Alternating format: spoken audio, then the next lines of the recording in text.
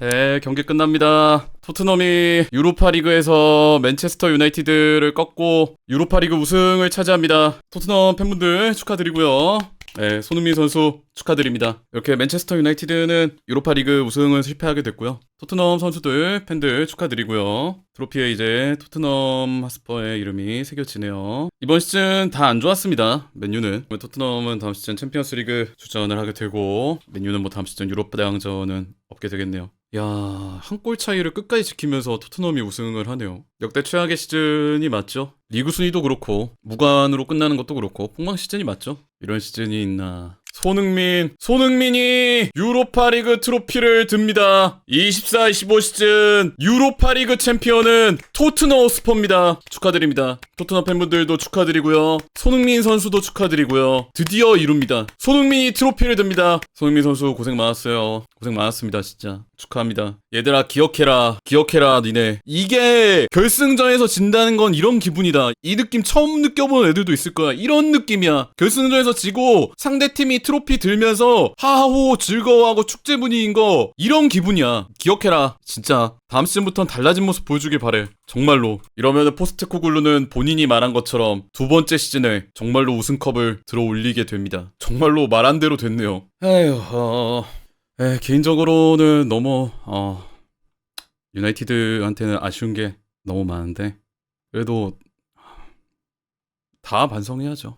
일단 이 선발 라인업에 대해서도 여러분께서 말씀이 많으실 것 같은데 맨유의 선발 라인업 같은 경우는 저는 일단 놀랍지는 않았던 것 같아요. 왜냐면 지난 첼시전 방송 때도 얘기를 했지만은 그날 첼시전에서 나왔던 그 선발 라인업이 유로파리그 결승에서 라인업이랑 거의 똑같을 확률이 높다 이렇게 말씀을 드렸었잖아요. 거의 똑같았죠. 이 자리 린델로프가 있었던 이 자리를 부상에서 복귀한 요로가 들어온 거 하나, 이 자리 하나 빼고는 첼시전 선발 라인업하고 똑같았습니다. 반대로 토트넘 쪽에서도 뭔가 좀 의외의 선발들이 많았죠. 대표적으로는 손흥민 선수가 나올 거라 예상했던 이 자리에 히샬리송이 선발로 나온 거? 이게 제일 대표적일 수 있겠고요. 맨유가 공격을 할 때 양쪽 도르구, 마즈라위 이렇게 벌리고 브루노 페란데스, 6번 자리에는 카세미루가 받쳐주는 요 최후방에는 백스리. 우리가 익숙하게 보는 시스템을 썼는데 이 시스템에서 사실 오늘 경기에서 나왔던 맨유의 문제점이 새로운 것들이 하나도 없었어요. 그냥 이번 시즌 내내 반복됐던 여러 문제들이 똑같이 반복됐을 뿐이라고 저는 생각을 해요. 후방 빌드업 상황에서 풀어나오기 어려워지니까 롱볼로 때려놓는데 그 롱볼이 앞쪽에서 키핑이 안 됐을 때 애매한 위치에서 끊고 올라가게 되는 그 불안함, 벌려지는 윙백들의 플레이랑 가운데서 빈틈을 포착해야 되는 9번 스트라이커, 결국엔 이 시스템적인 가장 필수적인 사항들이 아직도 뭔가 척척 맞아떨어지는 그런 느낌은 절대 아니고 짧은 쇼패스 빌드업이 안 되니까 결국에는 이제 길게 전환으로 경기장을 넓게 쓰려고 하는데 그 전환 패스가 잘 안 들어가는 날에는 애매한 위치에서 또 끊기면서 상대에게 역습을 허용하는 그런 그림들. 새로운 문제점들이 하나도 없었습니다. 똑같은 문제들의 반복이었다.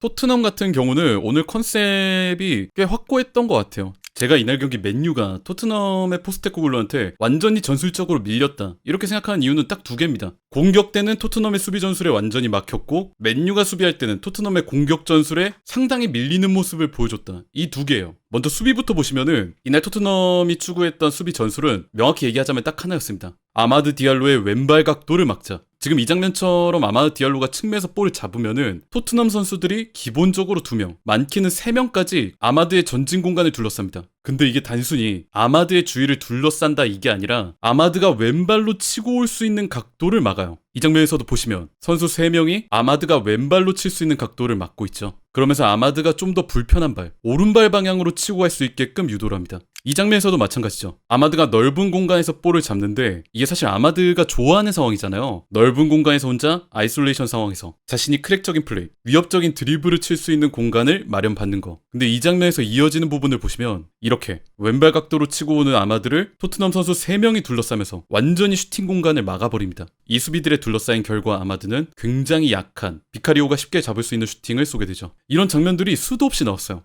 이날 경기 맨유의 패스맵인데 딱 보시면 아시겠지만 모든 패스들이 어느 쪽으로 갑니까? 이 양쪽 측면, 상대 박스를 둘러싸고 측면을 삥삥 도는 플레이, 우리가 소위 얘기하는 U자 플레이들이 나오게 됐죠. 특히 중앙 방향에서의 공격, 중앙에서 직선적으로 투입되는 전진 패스들이 정말 들어가지 않았습니다. 포스테코글루는 이걸 아마 알고 있었던 것 같아요. 맨유가 중앙 방향에서의 전진 공격이 안 되니까 우리는 누구만 집중해서 막으면 된다? 이 양쪽 측면 중에서도 유독 짙은 맨유 기준 이 오른쪽 아마드 디알로의 전진만 막으면 된다. 그것도 왼발 각도만. 실제로 똑같이 측면에서 볼이 빠졌는데 파이널 서드 기준 마운트가 있던 이쪽 공간보다도 아마드가 있던 이 오른쪽 방향에서 맨유가 많은 공격을 진행을 했다는 거. 그리고 그 공격들이 모두 막혔다는 걸 알 수 있죠. 오늘 선발로 나온 선수들 히샬리송, 우도기, 포로, 존슨 이런 선수들이 측면을 굉장히 넓게 활용을 했죠. 그러면서 오늘 토트넘이 노렸던 포스테코글루가 노렸던 전술은 크로스가 중점이었습니다. 측면을 벌린 히샬리송도 마찬가지고 이런 선수들이 볼을 잡았을 때 박스 안쪽으로 크로스를 올려주는 비중이 매우 높았어요.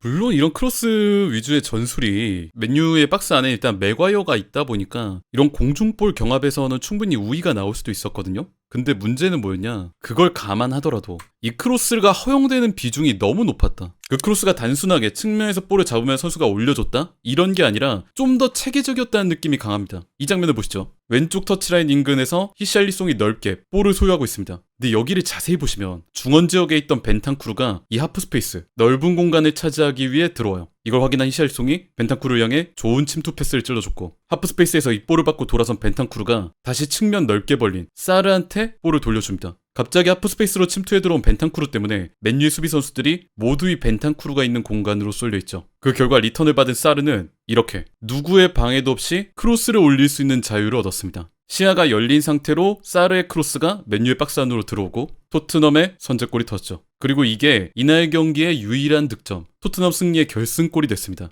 이 크로스를 사전에 차단한다는 게 왜냐면은 예전에는 그런 그림들이 많이 나왔거든요. 특히 언제 이전에 아스날전이나 리버풀전이나 이런 경기들을 봤을 때는 괜찮게 크로스 차단을 했단 말이야. 예를 들어 높이 있던 윙백이 아래로 깊게 내려오고 위에 있던 선수들도 이렇게 내려오고 5-4-1 수비 대형을 펼치면서 상대 측면 자원들이 볼을 잡았을 때 미드필더 라인에서 1명, 최후방 라인에서 1명 이런 식으로 2대1 협력 수비를 하면서 크로스 자체를 차단해주는 모습들이 되게 좋았었거든요. 근데 오늘 경기에서는 5-4-1 수비 대형이라든지 미드필더 라인에서 1명, 최후방 라인에서 1명 이런 2대1 협력 수비 구도가 거의 나오질 못했다. 그러다 보니까 측면에서 올라오는 크로스들이 박스 안으로 투입되는 경우들이 많이 나왔다. 그래서 저는 아까 전에 보여줬던 이게 토트넘 측이 운이 좋았다? 이렇게 생각하지 않아요. 크로스가 그렇게 많이 올라오고 박스 안을 내주면은 그런 기회가 나오는 거죠. 당연히 그런 그림이 나올 수밖에 없었다. 후반전 들어가면서 시간이 지나면서 토트넘이 보여줬던 그 포스테코글루가 보여줬던 대응 자체도 본인의 시나리오대로 됐죠. 존슨을 빼고 케빈 단소를 투입했습니다. 그러면서 후방에 판더맨, 로메로, 단소, 포로, 우도기, 백파이브 수비, 5-4-1 수비 대형을 만들었죠. 여기에 히샬리송 대신에 들어온 손흥민 선수, 이런 손흥민 선수까지 우도기 비슷한 위치에 내려오면은 백식스 거의 압도적으로 걸어 잠갔습니다. 아쉽지만은 지금 맨유가 보여주는 그런 공격력, 골 결정력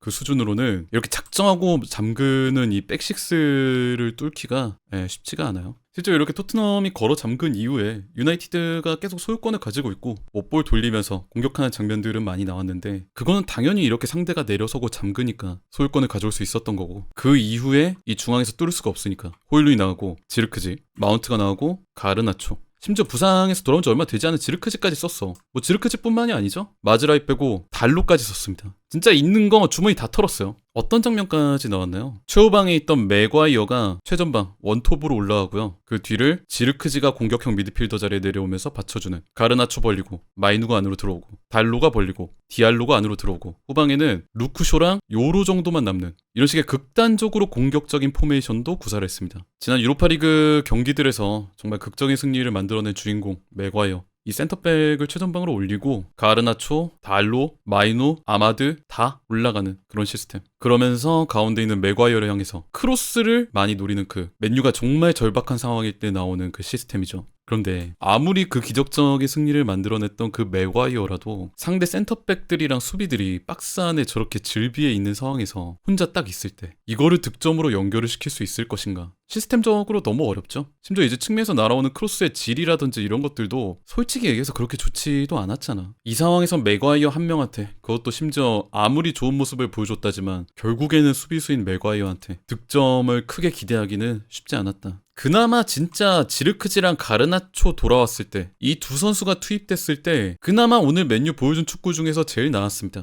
호일룬이 못 보여줬던 그 플레이, 지르크지가 이제 원터치로 돌려놓는다거나 이런 빠른 템포 유지하는 플레이, 반대쪽 측면에서 아마드 혼자서 보여줬던 그 크랙적인 플레이, 이거를 반대편 가르나초도 똑같이 해주는 거 그나마 나왔어요. 어떻게 보면은 뭐 결과론적인 얘기고, 당연히 이제 선수들의 몸 컨디션, 선발 라인업 선택 이런 것들은 감독의 선택이고 고유 권한이지만, 결과론적으로는 봤을 땐 오늘 호일룬 마운트보다는 지르크지 가르나초의 폼이 더 좋았다. 결과론적인 얘기죠. 아무 의미 없는. 솔직히 오늘 경기 같은 경우는 그 운영 방식에 있어서 맨유의 모든 것들이 읽혔다. 저는 그렇게 생각을 합니다. 아까 뭐 처음에 들고 나온 선발 라인업의 플랜 A도 그렇고, 결국에는 뭐 플랜 B, 뭐 플랜 C, 맥과이어 원톱까지 이것까지도 읽혀가지고 단소가 투입이 됐잖아요. 미리. 바닥까지 읽혔다고 저는 생각을 합니다. 그래서 저는 이날 경기를 토트넘이 잡을 수 있었다고 생각을 하고요. 아까도 얘기했지만 오늘 경기에서 나왔던 맨유의 문제점들이 새로운 게 하나도 없었다고 말씀드렸잖아요. 이번 시즌 내내 반복되어 왔던 문제들이고, 그리고 그게 특별할 거 없이 결승전에서 똑같이 나왔을 뿐이다.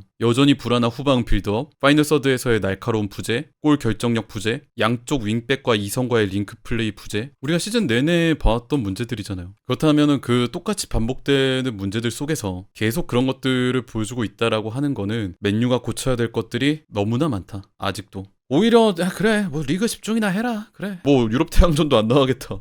제발 단 하나 얘기하자면은 너네 뭐 휴가를 가든 말든 상관없는데 제발 SNS에 휴가 가서 노는 거는 제발 눈에 안 띄었으면 좋겠다. 이거는 그냥 팬 중 한 명으로서 소소한 소원이다. 인스타나 SNS에 신나게 휴가 즐기고 있는 모습 너무 적극적으로 올리지는 않았으면 좋겠다. 보는 내 마음이 힘들 것 같다. 뭐 당연히 한 시즌 동안 뛰고 했으니까 휴가 가는 거 맞긴 한데 진짜 부탁이다. 인스타에 휴가 즐기고 있는 거 올라오면 나 피가 거꾸로 솟을 것 같다. 봉사활동 가자? 그래 지역 봉사나 해라. 가서 맨체스터 거리나 청소해. 그래서 오늘 경기를 보고 계셨던 유나이티드 팬분들이 계시다면은 슬퍼하지 말라라는 얘기는 못하겠습니다.